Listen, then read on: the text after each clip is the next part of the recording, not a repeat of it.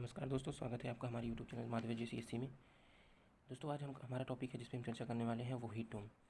Heat dome शब्द चर्चा में क्यों रहा तथा इसके प्रभाव को हम जानने की कोशिश करेंगे और इसके परिणाम क्या होंगे। परिणाम को जानते हुए हम निष्कर्ष की तरफ बढ़ेंगे तथा हम मुख्य परीक्षा से संबंधित आने वाले प्रश्नों की चर्चा करेंगे तथा प्रारंभिक प्रश्नों में भी आने वाले शब्दों की हम को समझने की कोशिश करेंगे। तो आइए हम समझते हैं कि ये चर्चा में क्यों रहा। हाल ही में प्रशांत नॉर्थ ईस्ट में कहा गया कि कनाडा के कुछ हिस्सों में, कनाडा का कुछ हिस्सा कौन सा है, कैरिबियाई क्षेत्र है। कैरिबियाई क्षेत्र है कनाडा का, ब्रिटिश कैरिबियाई क्षेत्र है। यहाँ पे क्या किया गया कि जो टेम्परेचर मेज़र किया गया वो कितना किया गया, 47 डिग्री सेल्सियस किया गया। 47 डिग्री सेल्सियस किया गया। अब हम अभी आगे हम समझेंगे कि यहाँ का जो टेम्परेचर है वो जुलाई आज इस समय जो चल रहा है, हाल के दिनों में जुलाई में यहाँ का टेम्परेचर कितना रहता है, उस हिसाब से ये टेम्परेचर यहाँ पे बहुत ज़्यादा है। इसलिए इसे क्या कहा गया, अब तक की कनाडा की सबसे ज़्यादा गर्मी वाला क्षेत्र बताया गया और इसको NAOA द्वारा क्या बताया गया, जो इसको बताया गया कि ये हीट डोम का ये परिणाम है। तो हीट डोम का परिणाम है। तो ये हीट डोम क्या होता है? ये हीट डोम होता है कि ये घटना तब शुरू होती है, जब क्या होता है, जब जहाँ पे स्थलीय भाग और समुद्री भाग मिलते हैं, वहाँ पे क्या होता है कि समुद्र का जो टेम्परेचर होता है वो उसमें बहुत तेज़ी से फ्लक्चुएट करता है। मतलब कि उसमें उतार चढ़ाव जो होता है बहुत तेज़ी से होता है।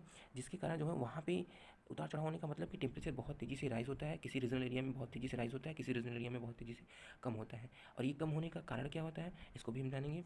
और इस कारण से क्या होता है कि वहाँ में क्या होता है, कन्वेंशनल करंट मतलब संवहनी धारा उत्पन्न होती है, जो अपने साथ एक उष्ण जो है वायु राशि लेके स्तर की तरफ बढ़ती है, ऊपर उठती है तथा वो स्थल की तरफ बढ़ती है। अब आगे क्या क्या, जैसे जैसे प्रचलित हवा गर्म हवा को पूर्व की ओर ले जाती है, जैसे जैसे वो संवहनी जो हवा है वो उसको जो है पूर्व की तरफ ले जाती है, वैसे वैसे जेट स्ट्रीम की उत्तरी शिफ्ट हवा को भूमि की ओर मोड़ देती है।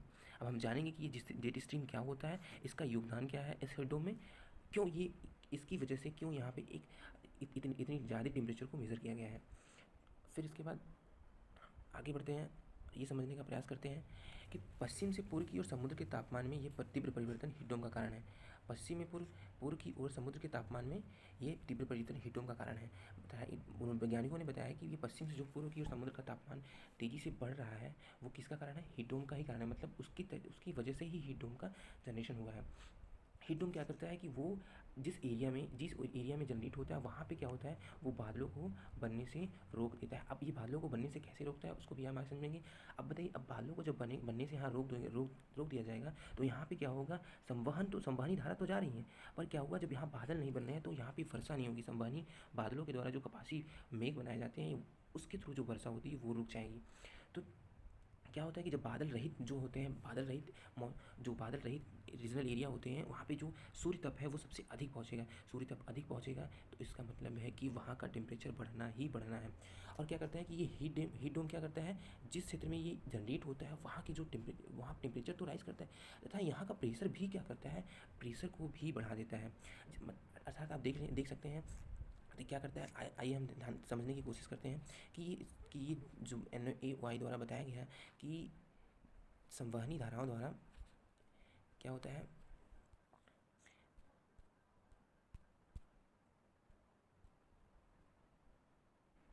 ये जो संवहनी धाराएं हैं वो कैसे कार्य करती हैं। आपने पढ़ा होगा, पढ़ा क्या देखा होगा, घर में कुकर होंगे तो क्या करता है कि जब हम बॉयल को या कुकर को क्या करते हैं, हीट करते हैं तो ये जो उष्मा होती है इसके तली के वाटर को क्या करती है, ये क्या करती है, हीट करती है। जब वाटर को हीट करेगी तो यहाँ पे क्या होगा, पानी का टेम्परेचर वो राइज़ हो रहा है। टेम्परेचर जब ये राइज़ होगा तो यहाँ पे एक कन्वेंशनल करंट उठेगी।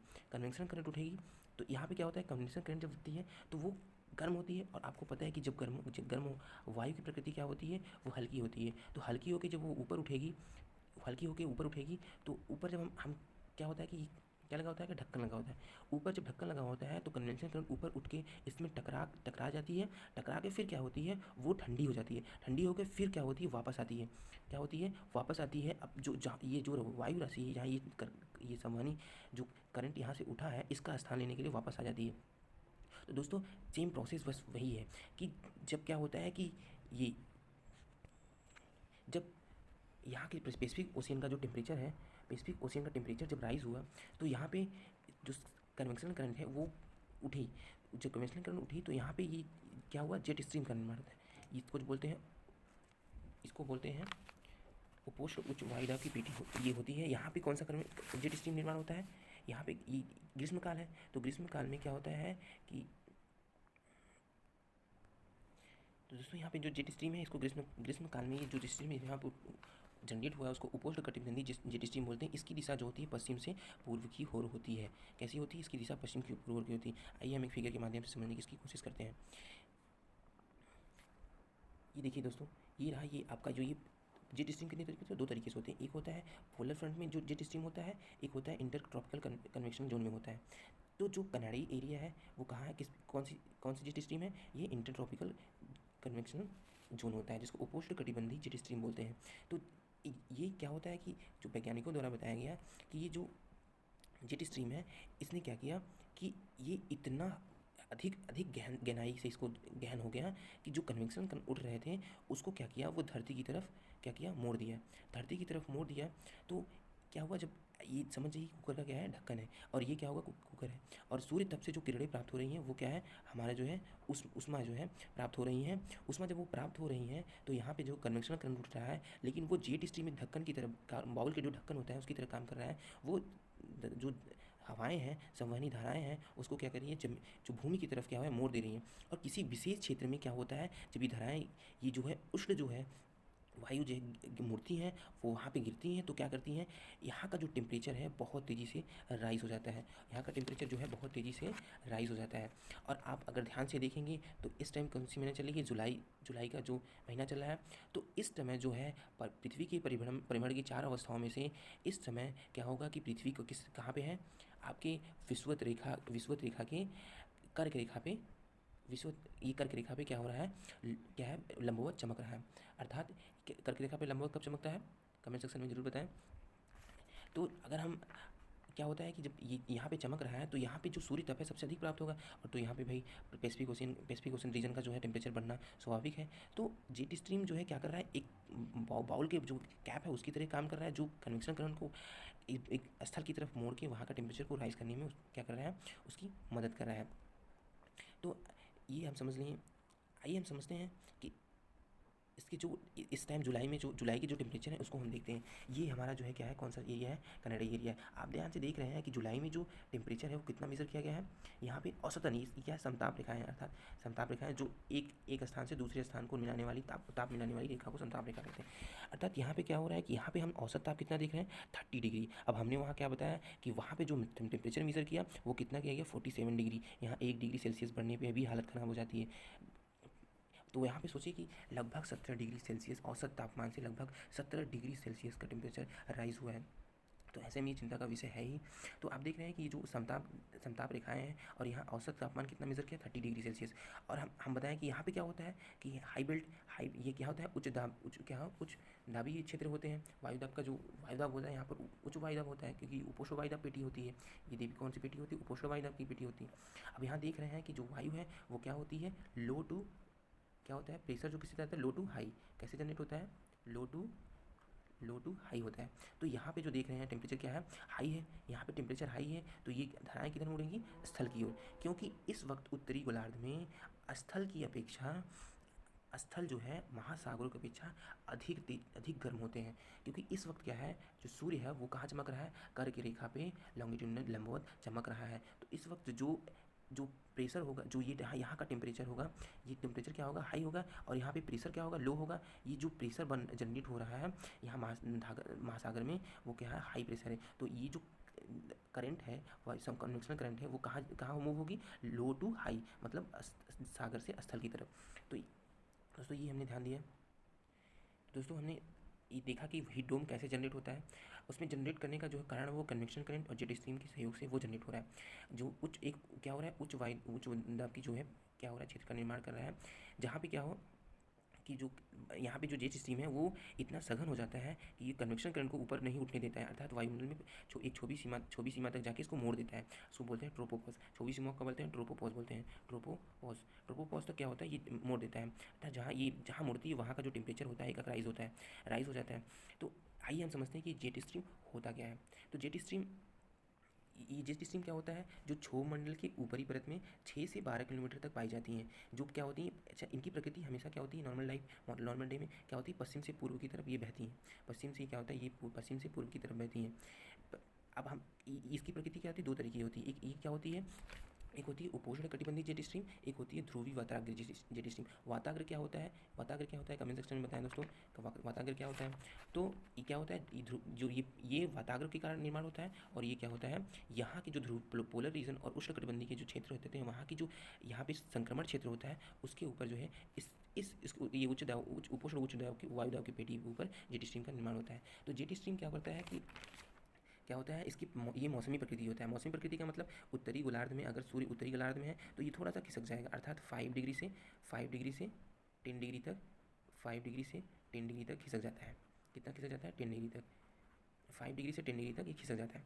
तो अब ये शीतकाल में क्या होता है कि शीतकाल में ये प्रबलतम वायु वेग होता है, अर्थात एशिया के पूर्वी तट पे एशिया के पूर्वी तट के पास क्या करता है, इसका वेग जो होता है प्रबलतम होता है। और ग्रीष्मकाल में देखिए दोस्तों, जेट स्ट्रीम यहाँ पे समझने की बात है कि ग्रीष्मकाल में ये कनाडा और भूमध्य सागरीय क्षेत्र में क्या होता है, ये कनाडा और भूमध्य सागरीय क्षेत्र में ये क्या होता है, सबसे अधिक होता है। जो ये मुख्य भूमिका निभाता है किसमें, हीट डोम में। तो अब समझते हैं कि जो जेट स्ट्रीम होते हैं वो जेट स्ट्रीम की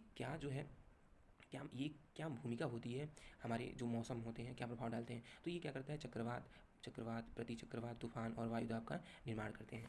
चक्रवात प्रति चक्रवात वायुदाब का निर्माण, अर्थात मौसमी परिघटनाओं में ये सहयोग देते हैं। तो दोस्तों आइए हम इसको समझते हैं कि हीट डोम के जो इफेक्ट होते हैं वो क्या होते हैं, पृथ्वी के पारिस्थितिक तंत्र पे किस प्रकार ये प्रभावित करते हैं। जो हीट डोम का प्रभाव होता है, हीट डोम का प्रभाव करता होता है कि जी क्या होता है, बिना एयर कंडीशनर के रहने वाले लोग अपने घरेलू तापमान को असहनीय रूप से बढ़ते हुए देखते हैं। तो क्या होता है कि ऐसा नहीं है कि जो है कनाडा एक अमीर देशों में गिना जाता है, तो वहाँ पे ऐसे भी व्यक्ति होंगे जिनके पास क्या होगा, एयर कंडीशनर नहीं होगा। तो ऐसे में एयर कंडीशनर के बिना वो क्या हो, सर्वाइव नहीं कर पाएंगे। तो क्या होगा, उनकी डेथ भी हो सकती है। फिर क्या होता है, गर्मी के कारण फसलों को भी नुकसान हो सकता है। अब क्या होता है कि देखिए, एक होता है मौसम और एक होता है जलवायु। मौसम और जलवायु में क्या डिफरेंस होता है, मौसम में होता है कि ये क्या होता है, 1 मिनट 1 घंटे या 1 दिन में ये परिवर्तन हो सकते हैं। लेकिन जो जलवायु होती है वो एक दीर्घावधि में परिवर्तन होती है।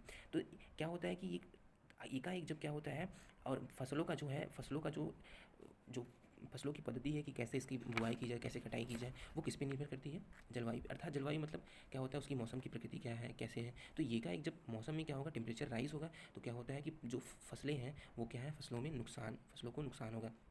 वनस्पतियाँ क्या हो जाएगी, सूख सकती हैं।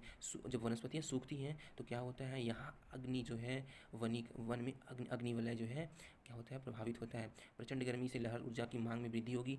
अब क्या होगा, लोग एयर कंडीशनर, पंखा, कूलर आदि का अधिकाधिक उपयोग करेंगे, जहाँ पे ये क्या होगा, विद्युत ऊर्जा की अधिक मांग होगी तथा इसकी मूल्यों में वृद्धि दर। अर्थात यहाँ पे देख रहे हैं कि क्या हो रहा है, ये किस चैप्टर से बिलोंग कर रहा है, इकोनॉमी चैप्टर से बिलोंग कर रहा है। किससे चैप्टर बिलोंग कर रहा है, इकोनॉमी चैप्टर से बिलोंग कर रहा है। अब हीट डोम क्या करता है, जंगल की आग के लिए ईंधन के रूप में काम करता है। अब ईंधन के रूप में काम करता है तो क्या होता है कि हर साल बहुत सारी भूमि जो है जंगल की जो है नष्ट हो जाते हैं, जंगल की भूमि नष्ट हो जाती है। अब यहाँ आप ये देख सकते हैं कि जो ये समुद्र की पारिस्थितिकी तंत्र पे क्या प्रभाव पड़ता है, तो वहाँ का जो समुद्र का टेम्परेचर जो है राइज होगा। समुद्र का टेम्परेचर जब राइज होगा तो यहाँ पे क्या होगा कि जो जल पारिस्थितिकी तंत्र है, अर्थात वहाँ जलीय जंतु हैं, उनको भी प्रभावित करेगा। वहाँ की जो टेम्परेचर है उसके कारण जो है वहाँ पे ऑक्सीजन की उपलब्धता कम हो जाएगी, तथा उत्प्लवक और शैवाल जैसे जो पोषणी जंतु होते हैं वो क्या होने लगे, नष्ट होने लगे। तो दोस्तों हमने देखा आज कि ये हीट डोम क्या होता है, इसके प्रभाव क्या है, परिणाम क्या है, ये आज हमने देखा और हमने समझा भी। तो आज का जो क्वेश्चन है वो क्वेश्चन है मुख्य परीक्षा से देखेंगे कि जेट स्ट्रीम पे हम क्वेश्चन लेते हैं कि जेट स्ट्रीम क्या होते हैं, और भारत के मौसमी प्रादेशिक में मौसमी तथा प्रादेशिक परिघटनाओं में इसके क्या योगदान है। तो क्वेश्चन एक बार और रिपीट करते हैं कि जेट स्ट्रीम क्या होते हैं, भारत के मौसमी व प्रादेशिक परिघटनाओं में इसके क्या योगदान है, तथा इनके प्रभावों की चर्चा करते हुए व्याख्या कीजिए। तो धन्यवाद दोस्त। हमारे चैनल को अगर सब्सक्राइब नहीं किया है तो सब्सक्राइब करें, लाइक करें, और वीडियो अच्छा लगा तो लाइक ज़रूर करें, और हमारे प्रश्नों का उत्तर दें जो मैंने बीच बीच में पूछा है। धन्यवाद।